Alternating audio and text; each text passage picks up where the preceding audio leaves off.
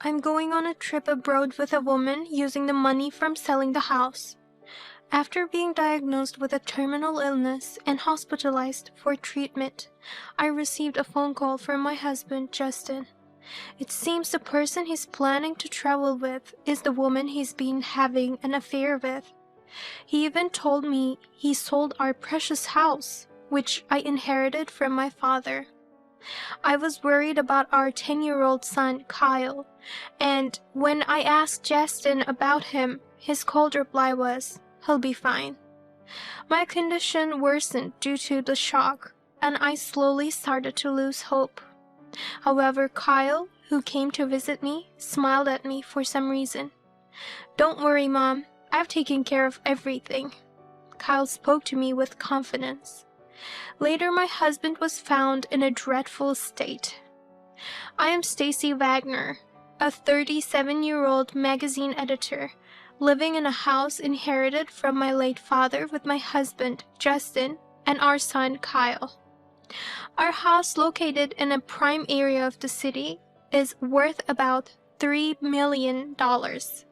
My father had said, "Sell it when you need money." However, while a $3 million house might make others think we lived a lavish, celebrity-like lifestyle, in reality it was very ordinary. Though it had an aged appearance, we never let go of our beloved home and continued to live there, lovingly maintaining it over the years. Kyle is incredibly smart, enjoying complex books my father owned, and already fluent in different languages, thanks to his international school education. Justin, on the other hand, is outgoing and works as a manager at a trading company's restaurant. He always uses famous brand items in contrast to my modest lifestyle. He's particular about things like bringing his pajamas to hotels because he doesn't like the cheap ones provided. I knew we had different values when we married, but recently Justin's behavior has become more troubling. He started coming home late, and I began to suspect another woman's presence. One day, as I was about to wash his dress shirt, I noticed a sweet perfume scent from it. "I've been wondering, are you cheating?" "What? No! I smell women's perfume on your shirt and makeup on your suit." "What's that about?" "That's impossible. Maybe it's from the crowded train." My husband, without changing his expression, dismissed me. Not only that, he gradually began to spend more lavishly, and it seemed his own allowance was no longer enough, so he started dipping into our household funds as well. Knowing that cautioning him wouldn't help, I opened a new bank account without his knowledge to prevent him from using the money. I transferred our living expenses to this account and kept the PIN code a secret. When my husband realized he no longer had access to freely spendable money, he approached me, eyes wide with anger. "Why is there no money? I can't even go out for drinks. Give me more money." "We need to save for Kyle's education and other expenses. We can't afford your spending habits." "I'll cut back too, so hope you'll do the same." "If that's the situation, why don't we just sell this house? We'd have plenty of money then." I couldn't bear the thought of selling the house my father left us and let Justin live as he pleases. I strongly opposed the idea. Eventually, the rift between us as a couple deepened beyond a mere difference in values, becoming something that couldn't be simply brushed aside. But my husband enjoyed playing soccer with Kyle, and Kyle seemed happy with his father. I thought, he's only 10. There's still a lot he can learn from his father. I didn't want a divorce for Kyle's sake. But then, my illness worsened, leading to hospitalization. The doctor told me that without treatment, I could die within 3 years. Forced into hospitalization, I was feeling down, preparing for a grim future. However, my kind-hearted son, Kyle, did his best to encourage me. "I am worried about you being alone with Dad while I'm in the hospital. Will you be okay?" Don't worry about me.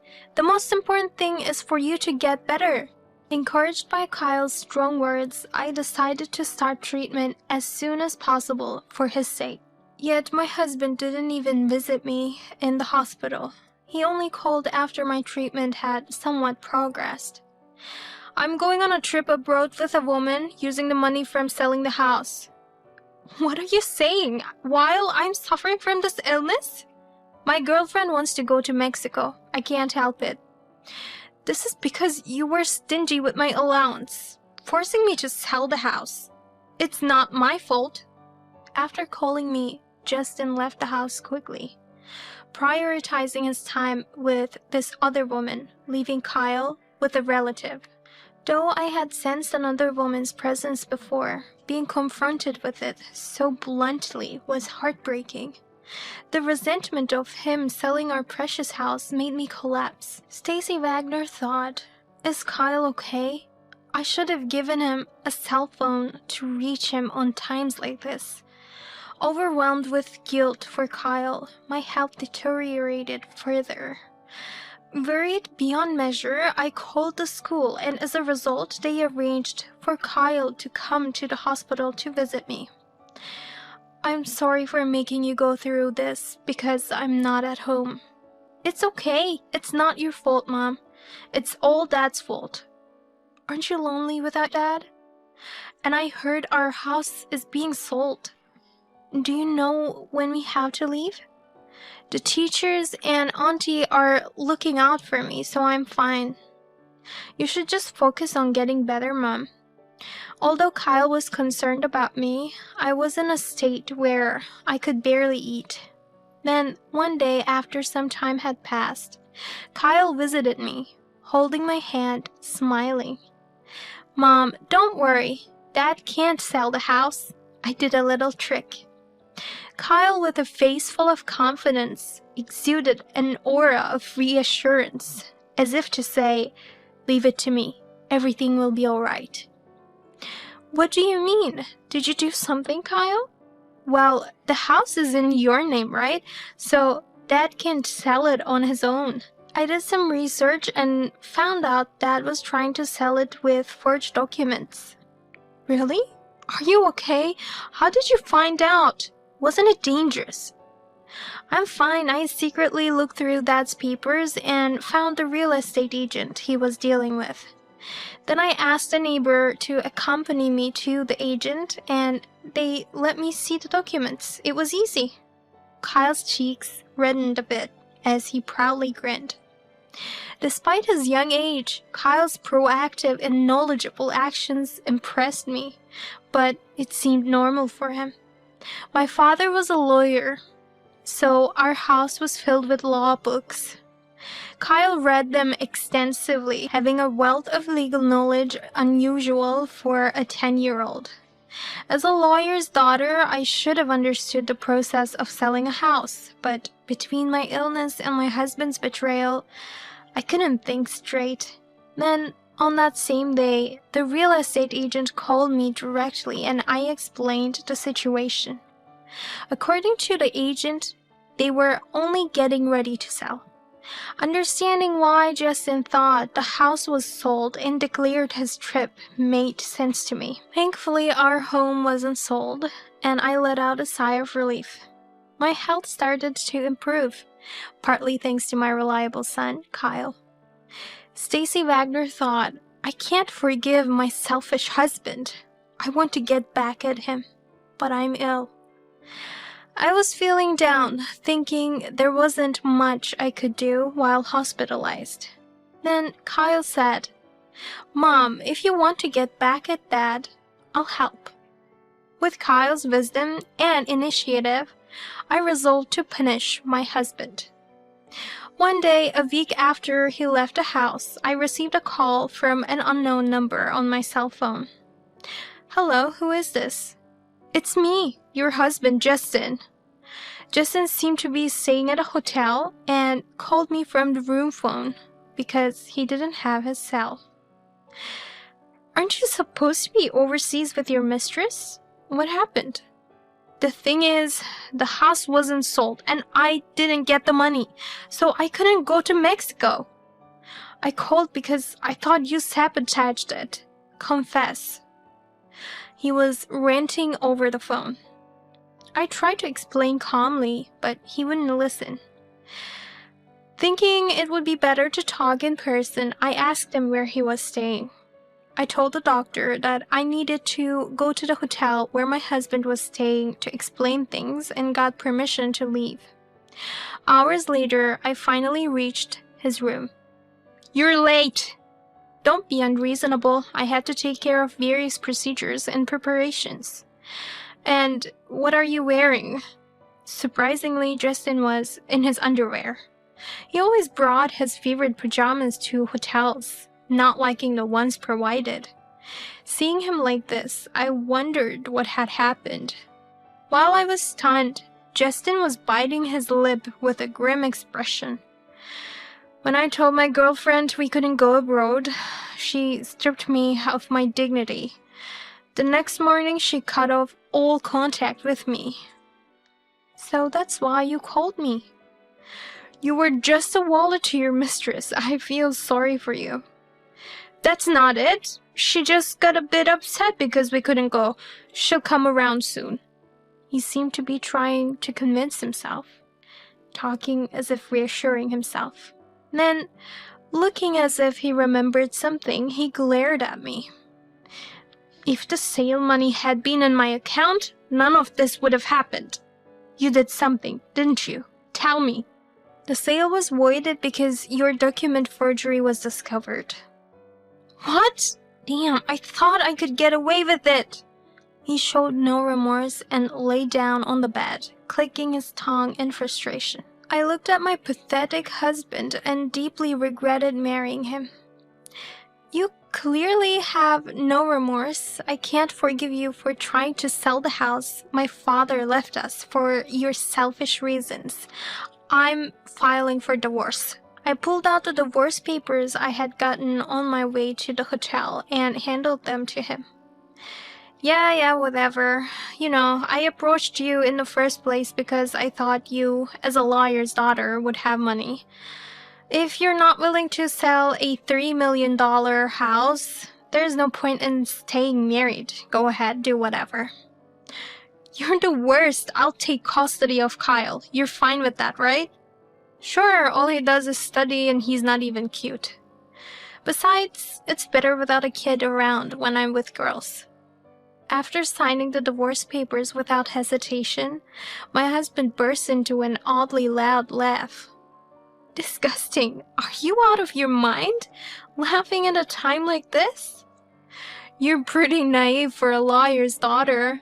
Once we divorce, I'm entitled to half the money from selling the house. That's the law." It seemed like my husband, having given up on selling the house, was desperately trying to get money from me. Then a loud bang sounded from behind me. "Dad, that's not going to happen." Kyle, who had secretly followed me, emerged from where he was hiding near the sink. "Dad, you're so clueless.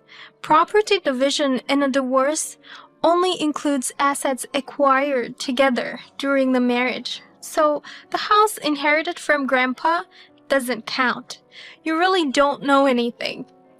"You little brat. Well, if that's the case, I won't divorce you. Stacy will die soon anyway. I'll get the life insurance money, and then the house will be mine to inherit.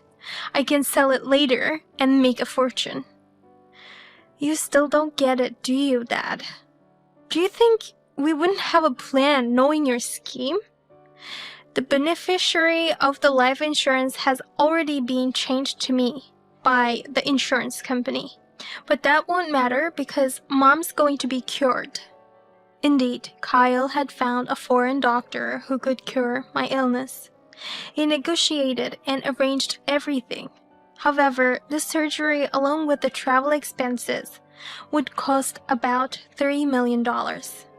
Our insurance only covered a part of the hospital expenses, making it a tight situation. "We don't have that kind of money." He coldly scoffed as if mocking us, but we had a plan. That's right, so we're selling the house to save Mom. What? In fact, we had negotiated directly with the real estate agent Justin was planning to sell to. The agent agreed to buy the house for much higher than the market rate, selling it for $4 million, enabling me to receive the latest medical treatment. Initially, I opposed selling the house as I wanted to leave as much property as possible for Kyle. However, Kyle convinced me by saying, I will make sure Mom gets treatment and is saved. Grandpa in heaven would forgive us for selling the house for this purpose.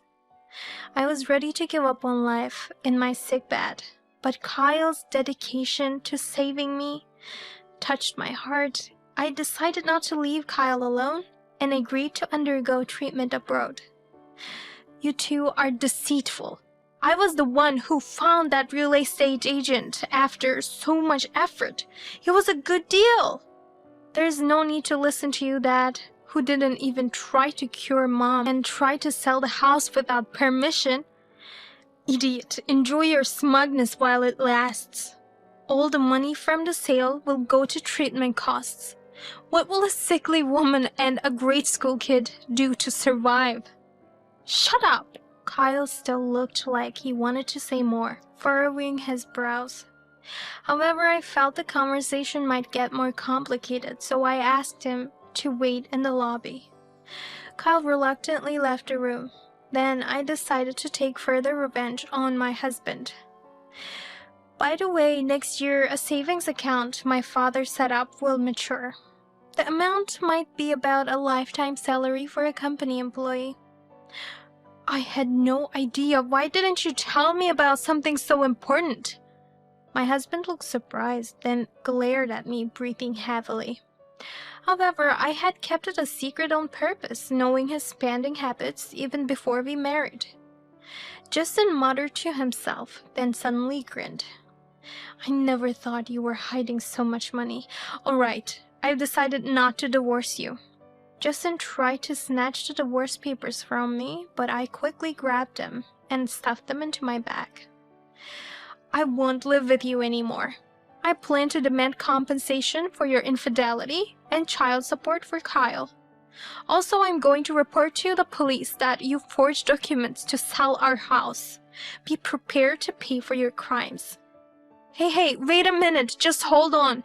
Listen to me. The truth is, I had a big fight with my boss, and expecting the house sale money, I just quit my job. I also have debts. You know, I can't pay any money, right? It turns out his debts were incurred to play around with his mistress, and he still had a significant amount to pay back. Justin's face turned pale. Jobless and drowning in debt? And on top of that, if I get arrested, my life is over. I have no future. You could sell your collection of branded clothes and bags to make some money. And if that's not enough, you'll have to work tirelessly without sleep. I'm really sorry, I mean it. Please overlook this just once. I beg you. From now on, I'll do anything you say, please. Finally, Justin even got down on his knees. But no matter how much he apologized, I would never forgive him, and my anger wouldn't subside. As I said earlier, you married me for money. I don't need to be with someone like that. I don't even want to see you ever again. Any further discussions will be through a lawyer. I left my husband kneeling in the hotel room and went to pick up Kyle, heading towards the lobby. Inexplicably, my persistently inappropriate husband followed me. Please don't leave me. Give me one more chance. Don't touch me. Go away. Don't say that. I'll follow you until you forgive me. Despite my intense objection, Justin wouldn't listen and kept following me to the lobby. But he made a very embarrassing mistake there. Do you even realize what you're wearing? Wait! Oh no! Justin had forgotten he was only in his underwear, exposing himself to other guests. Since the hotel was glass-fronted, people walking in the streets could see and were laughing at him. Embarrassed, Justin hurried back to his room. That's what he gets for his actions. Pathetic. Kyle, waiting in the lobby, laughed at the sight of his father's humiliating appearance and high-fived me. Later, through a lawyer, our divorce was finalized, securing $40,000 in compensation for my husband's affair and child support for Kyle. Regarding the forgery, though he was temporarily released on bail, the lawyer said he would face some form of punishment. My ex-husband is now being chased by debt collectors and working multiple labor-intensive day jobs to repay his debt. As for the mistress who deceived him, she disappeared without a trace, and the stolen items were never found. After that, Kyle and I immediately went to the different hospital for my surgery. I am now completely cured and living a normal life. Seems like Kyle had wanted to become an international lawyer, so we have decided to live abroad for his studies. I leveraged my experiences and started working as a columnist. Blessed with new friends, Kyle and I are enjoying our happy days.